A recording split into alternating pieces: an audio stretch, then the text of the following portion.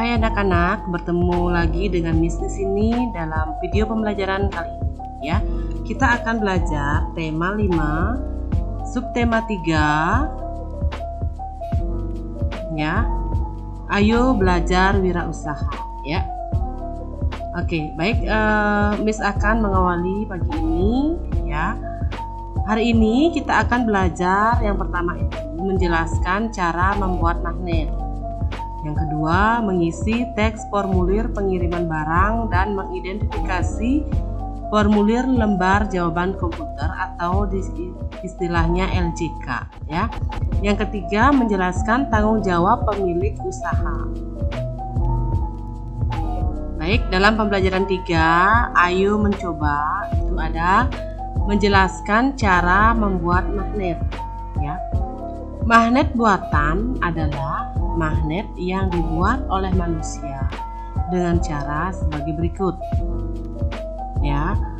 Cara membuat magnet, nah disitu ada, bisa kalian lihat ada cara digosok ya. Cara kerjanya, magnet yang digosok itu searah pada batang besi secara berulang-ulang. Kemudian sifat kemagnetannya itu sementara.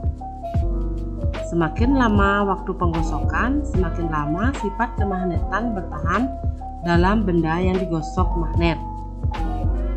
Kemudian yang kedua itu ada dengan cara induksi. Ya, kalian perhatikan gambarnya. Cara kerjanya, paku didekatkan dengan magnet.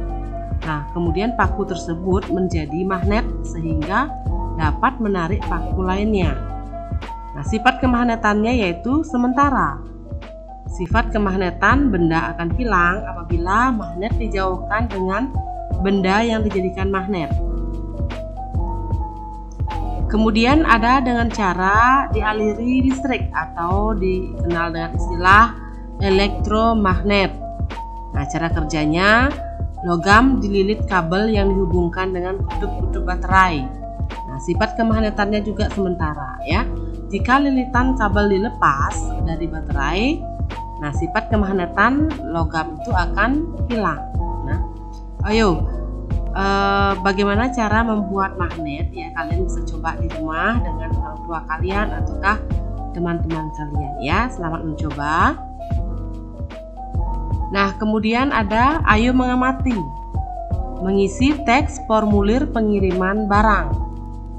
Nah, di sini sudah Miss lihat sudah Miss cantumkan ya pernyataan, ada contoh dari formulir pengiriman barang ya. Nah, tentukanlah panduan pengisian, jenis dan tujuan dari pembuatan formulir tersebut.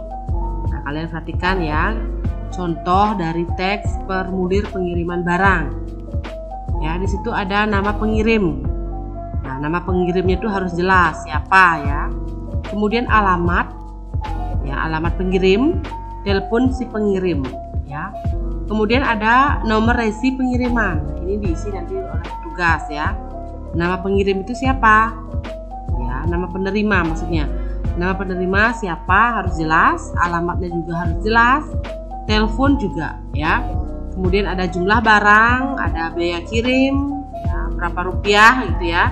Isinya apa ya, di sana kalian bisa lihat ya.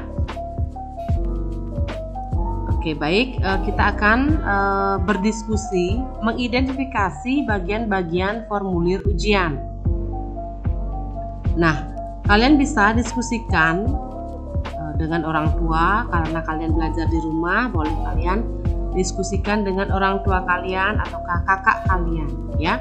Nah, yang sudah pernah ikut bimbel atau bimbingan belajar di luar pastinya sudah tahu ya formulir ujian seperti apa ya.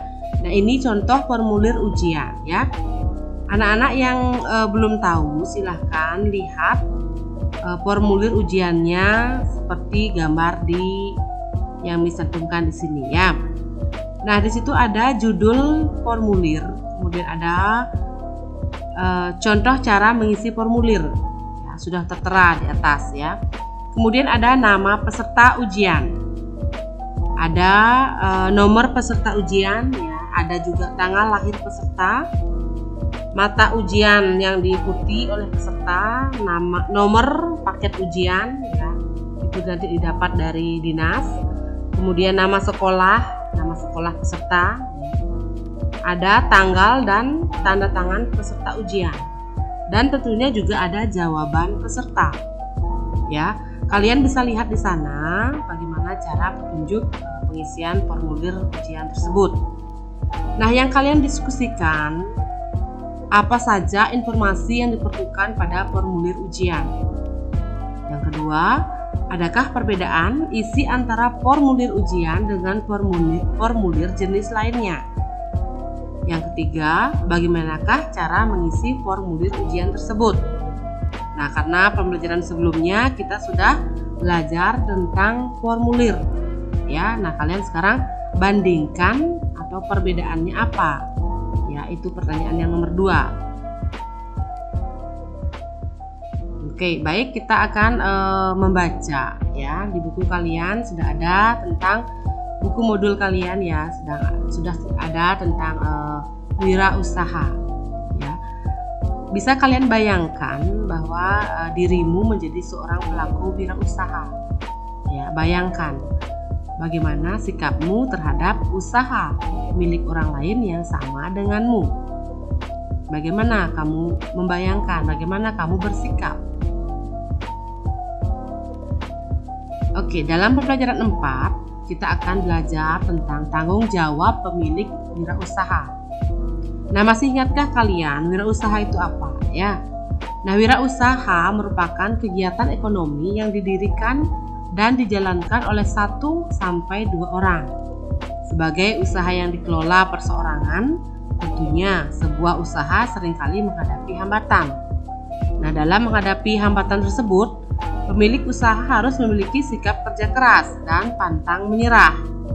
Ini merupakan kunci untuk menghadapi hambatan sehingga usaha dapat terus berkembang. Nah, itu merupakan tanggung jawab pemilik usaha. Oke, dari sekian itu, dari materi yang Miss sudah berikan, jadi kita bisa merangkum ya, merangkum materi-materi apa yang kalian sudah pahami. Menjelaskan cara membuat magnet ya, Miss sudah jelaskan tadi ya. Cara membuat magnet itu apa? Ya, yang pertama itu dengan cara digosok, yang kedua itu dengan cara induksi, yang ketiga dengan cara elektromagnetik atau dialiran listrik. Ya, oke, yang mengisi teks formulir pengiriman barang. Apa hal-hal yang perlu diperhatikan? Ya, hal-halnya yang perlu diperhatikan itu ada nama pengirim harus jelas, ya, nama pengirim harus jelas. Kemudian alamat juga harus jelas, nama penerima, telepon, biaya kirim, jumlah barang, ya, itu yang diperhatikan oleh dalam pengisian formulir barang, ya. Nah, selain itu apa yang kalian sudah pahami? Ya, mengidentifikasi faktor-faktor yang mendukung keberhasilan wirausaha. Apa sih faktor-faktor pendukungnya? Ya, masih ingat ya? Yang pertama itu ada kemauan keras dan tekad harus kuat, ya. Kemudian ada modal yang cukup. Pelayanan harus baik, ya, tidak boleh semena-mena terhadap pelanggan, ya. Kemudian harus mempunyai apa? Inovasi dan kreativitas yang tinggi. Nah, dan masih banyak lagi faktor-faktor yang mendukung keberhasilan wirausaha. Ya. Mengidentifikasi bagian-bagian formulir ujian. Apa sih bagian-bagian formulir ujian itu? Ya, tadi sudah menjelaskan bagian-bagian formulir ujian itu ada judul formulir, ada nama peserta, nomor peserta, tanggal lahir, mata ujian, nama sekolah, dan juga ada tanggal dan tanda tangan peserta. Ya, tidak lupa juga dengan jawaban peserta. Ya. Oke, baik, untuk hari ini video pembelajaran Miss cukupkan sampai di sini ya.